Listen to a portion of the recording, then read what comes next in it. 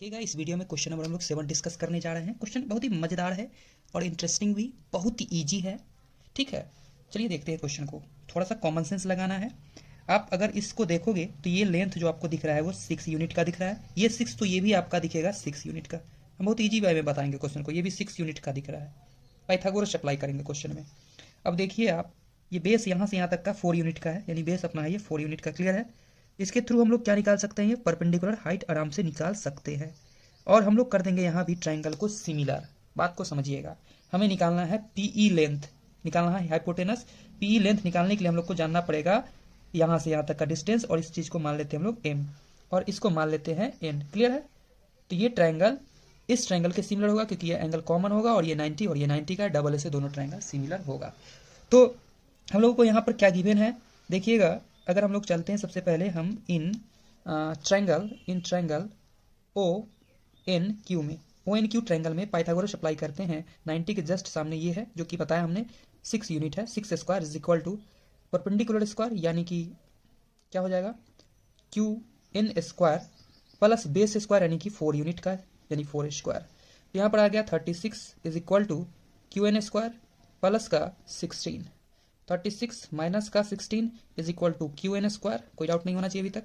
तो आ गया 20, स्क्वायर जम किया, under root is equal to Q N. 20 को फैक्टर करोगे तो आ जाएगा Q N is equal to 2√5 unit. तो हमें पता चल चुका है क्या चीज़? क्यू एन लेंथ पता चल चुका है। और बोला कि हमने ये दोनों ट्रायंगल आपस में सिमिलर है डबल ए रूल से।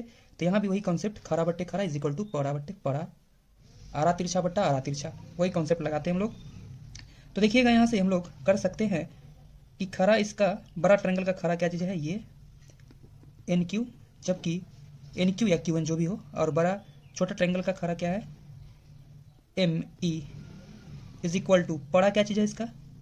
ओ एन, जबकि छोटा ट्रायंगल का पड़ा क्या है? ओ एम है। और यहाँ वैल्यू पुट करते हैं एन क्यू की जगह पर 2√5 डिवाइडेड बाई एम ई। हमें तो नहीं पता है ना, ये पता चल जाएगा तो ये लेंथ आराम से निकाल लेंगे पाइथागोरस से। तो एज इट इज रहने देते हैं एम ई को, is equal to O Q, sorry O N. तो ओ एन की जगह पर कितना है? तो ओ से एन तक का क्या है? 4 यूनिट का बात है, तो 4 डिवाइडेड बाई ओ एम कितना है? तो ओ एम कितना है? 3 है, 3। ठीक है, सिंप्लीफाई करते हैं इसको हम लोग। तो 4 M E is equal to क्या आ रहा है? 3 मल्टीप्लाई 2√5। ठीक है ना? तो m E is equal to आ जा रहा है 3 मल्टीप्लाई सॉरी 2√5 बाई 4, 2 2 जा 4। ठीक, कोई दिक्कत नहीं है। तो यहाँ से निकल के आ गया 3√5 बाई 2 निकल के आ गया एम ई। अब हमें निकालना क्या चीज़ है? Length, P length. यहाँ लगाएंगे पाइथागोरस फिर से। तो P square is equal to क्या होगा? Perpendicular square. तो परपेंडिकुलर लेंथ क्या आया मेरा? 3√5 बाई 2 का स्क्वायर प्लस बेस स्क्वायर, तो बेस 3 यूनिट है तो 3 का स्क्वायर। तो यहाँ से देख सकते हैं पी के स्क्वायर इज इक्वल टू 3 का स्क्वायर आ जाता है 9, स्क्वायर से रूट कैंसिल 5 बाई 2 का स्क्वायर 4 प्लस 3 का स्क्वायर आ जाता है 9। ठीक है, कोई दिक्कत नहीं होना चाहिए यहाँ तक। स्क्वायर को जंप करा दीजिए तो क्या निकल के आएगा? P is equal to under root 45 by 4 plus 9।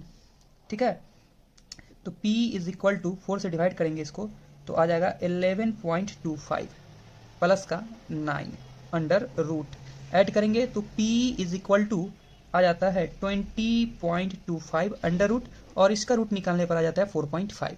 यानी कि ऑप्शन जो है डी राइट होगा। और जनरल मेथड से भी हम इस क्वेश्चन को कर पाते, सिंपल सा कॉन्सेप्ट अप्लाई करके। ये आपको एंगल देखने में जो लग रहा है वो बिल्कुल लग रहा है कि 45 से ज़्यादा होगा, क्योंकि वैल्यू छोटा दिख रहा है, यानी 45 से ज़्यादा होगा, 60 डिग्री भी हो सकता है। तो उसके थ्रू में हम ट्रिग्नोमेट्रिक रेशियो लगाकर भी इस क्वेश्चन को बहुत ही आसानी से हम लोग कर पाएंगे। ट्रिग्नोमेट्रिक रेशियो के थ्रू हम कैसे करेंगे वो सिर्फ समझा दे रहे हैं, आप लोग खुद करिएगा। कि ये हमें पता है, ये है ना पता, उसके थ्रू देखिएगा ये हमें पता है ये। ठीक है, इसके थ्रू हम लोग ये निकाल सकते हैं। ठीक, इसी के थ्रू ये रेशियो भी निकाल सकते हैं। बहुत सारे मेथड हो सकते हैं इस क्वेश्चन को करने के। या दूसरा आप तरीका बता दे रहे हैं, हम ध्यान से समझिएगा कि हम लोग इस ट्रायंगल में चलेंगे, आगे बढ़ने की आवश्यकता नहीं है। 3 यूनिट है। लेट्स सपोज हम लोग को पता है ये क्या है, ये क्या है? अपना बेस है, और ये एंगल के साथ बेस होता है, और ये हाइपोटेनस है।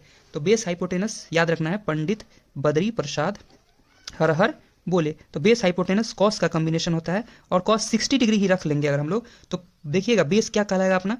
3 यूनिट, जबकि हाइपोटेनस निकालना था वो नहीं पता है, तो पी ही निकालना था। पी को एज इट इज रहने देंगे। और कॉस 60 का वैल्यू हम लोग सभी जानते हैं कि क्या होता है। साइन 0 0, साइन 30 1/2, तो साइन 30 का 1/2 होता है, यानी कॉस 60 का वैल्यू क्या हो सकता है? 1/2 हो सकता है। इज इक्वल टू क्या आ जा रहा है? 3/p। ध्यान समझिएगा, 3 क्या आ रहा है? पीई आ रहा है, यानी कि पीई इज इक्वल टू आ रहा है 6, पीई इज इक्वल टू क्या आ रहा है 6 आ रहा है। तो इस ये हम लोग 60 डिग्री एंगल लेके चले, ध्यान समझिएगा, 60 डिग्री एंगल लेके चले तो जाके 6 आ रहा है। हो सकता है ये एंगल 60 से थोड़ा कम हो, 45 भी हो सकता है, या 45 और 60 के बीच का भी हो सकता है। तो 6 आ रहा है यानी मैक्सिमम वैल्यू दे रहा है, इसमें मैक्सिमम आंसर कौन है, यही है। अगर मान लीजिए कोई आदमी 45 पुट करता है तो क्या दिखता है, cos 45 degree is equal to लिखता 3/p, और cos 45 का वैल्यू क्या होता है 1/√2 होता है, इज इक्वल टू 3 लिखता है p, जबकि 1/1√3 का वैल्यू होता है, सॉरी √2 का वैल्यू होता है 1.4, 1.414 होता है लगभग, ठीक है, इज इक्वल टू 3/p। तो जब देखिएगा 3 को अगर 1 पॉइंट समथिंग से मल्टीप्लाई करेंगे तो क्या रिजल्ट आएगा, ठीक है। तो 3 को देखिए 14×42, ऐसे समझिएगा 14×42 यानी 4.5 के आसपास पहुंचने वाला होगा, 4 तो आएगा नहीं, 4 को क्रॉस कर रहा है यानी कि 4.5 के आसपास वाला होगा वैल्यू, यानी ऑप्शन डी राइट होगा।